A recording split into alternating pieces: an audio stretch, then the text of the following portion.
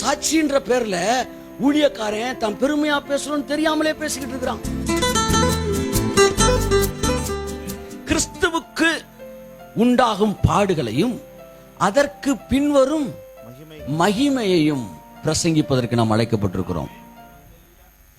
நம்ம பாட பத்தி பேசுறீங்களா, அவர் பாடு, அதனால நமக்கு வர்ற மகிமை. அல்லேலூயா சொல்லுங்க. நம்ம எதை பேசுறோம்? அவர் பட்ட பாடுகள்.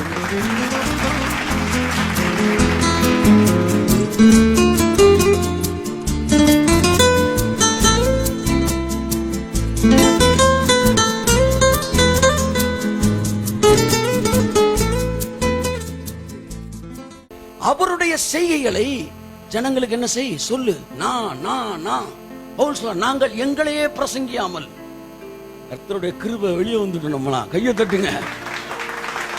நம்மளும் திருடனும் எங்கேயோ குளிர விழுந்திருக்கு.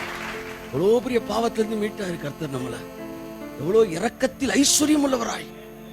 நான் பெருமையாய், அதாவது சாட்சின்ற பேர்ல ஊழியக்காரன் தான் பெருமையா பேசணும்னு தெரியாமலே பேசிக்கிட்டு இருக்கிறான். நான் சாட்சியா பேசுறேன்னு நினைச்சுக்கிட்டு இருக்கிறான். ஆனா நம்ம என்ன பேசணுமா? தாவீது சங்கீதம் 105:1 சொல்றாரு, அவருடைய செய்கைகளை பிரசித்தப்படுத்துங்கள்.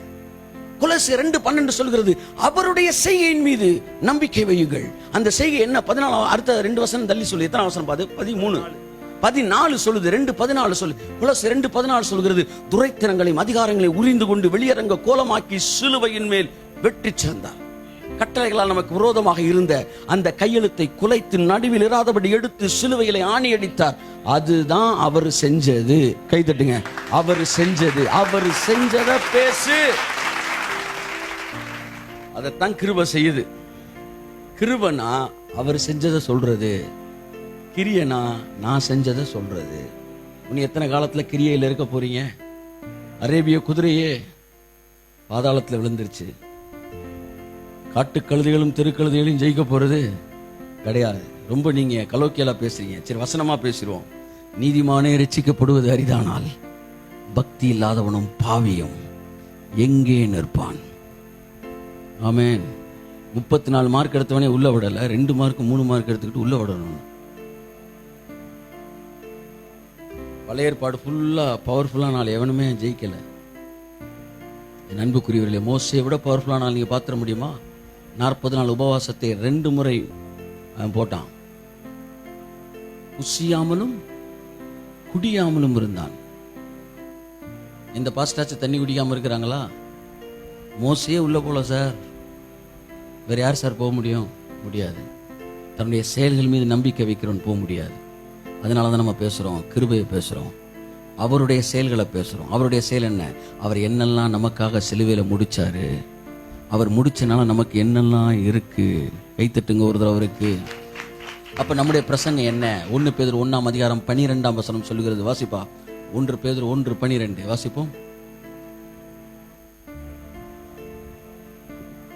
தங்கள் நிமித்தம் அல்ல, நமது நிமித்தமே இவைகளை தெரிவித்தார்கள் என்று அவர்களுக்கு வெளியாக்கப்பட்டது. ஓகே.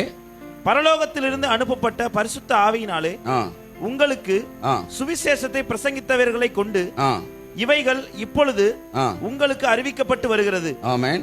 இவைகளை உற்று பார்க்க தேவதூதரும் ஆசையா இருக்கிறார்கள். ஆமென். ஹல்லேலூயா. இத உத்து பார்க்கிறதுக்கு தேவதூதன் ஆசையா இருக்கிறானா? என்ன அந்த கிருபைக்குள்ள எவ்வளவு நல்லா தட்டுங்க கைய. இவைகளை உற்று பார்ப்பதற்கு தேவதூதன் கூட ஆசை. இந்த கிருபையில, இந்த சிலுவையில எவ்வளவு இருக்கு. அதனாலதான் இயேசு மரித்த செய்தியை பிரசங்கிப்பதற்கு ஒரு தூதனுக்கும் அனுமதி இல்லை.